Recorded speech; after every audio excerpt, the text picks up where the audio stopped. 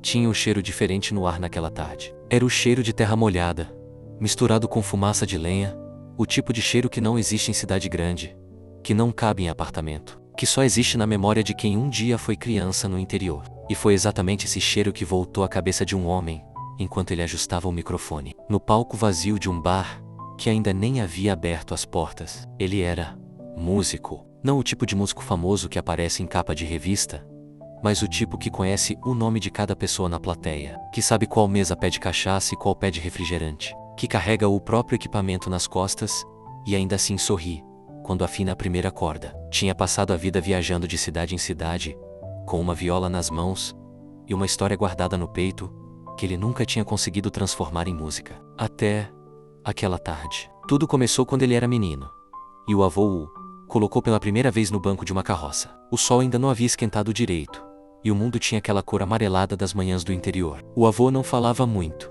mas quando falava, era para ensinar alguma coisa. Naquele dia, enquanto o animal puxava a carroça devagar pela estrada de barro, o velho disse uma frase que o menino não esqueceu nunca mais.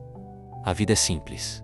Você é que complica. Ele tinha 6 anos e não entendeu. Levou décadas para entender. A roça ensinava com paciência. O galo cantava antes do sol nascer e não precisava de despertador. A fogueira era o centro da casa, não a televisão. A vizinhança aparecia sem avisar, mas sempre na hora certa, quando alguém precisava de uma mão ou de uma conversa. Havia uma mulher que cantarolava enquanto pendurava roupa no varal, e aquela melodia sem nome ficou gravada na cabeça do menino como se fosse a primeira música que ele tivesse ouvido de verdade.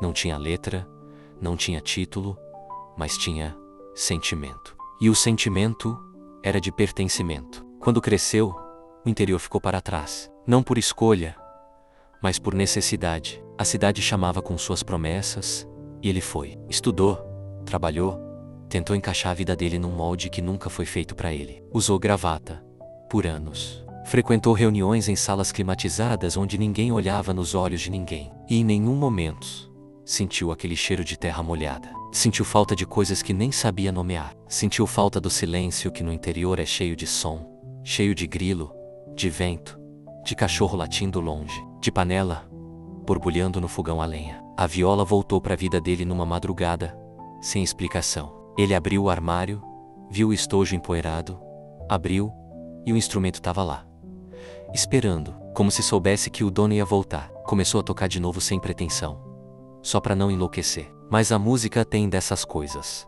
Ela puxa a verdade que a gente tenta esconder. E a verdade dele era que o melhor de quem ele era estava guardado num tempo que ele tinha deixado para trás, achando que precisava crescer. Não foi do dia para a noite. Foram meses tocando em lugares pequenos, se reencontrando com um sotaque que ele tinha tentado apagar, com histórias que ele tinha tentado esquecer. Num desses lugares, um senhor de cabelos brancos e mãos calejadas ficou ouvindo ele tocar do início ao fim, sem se mexer. Quando a música acabou, o velho falou baixinho: "Você toca como alguém que está contando uma saudade." O músico não respondeu. Ficou olhando para o horizonte e sentiu os olhos arderem. De volta ao palco vazio, ele terminou de afinar a viola. O bar começava a encher. Rostos cansados da semana, pessoas que precisavam de algo que não sabiam pedir.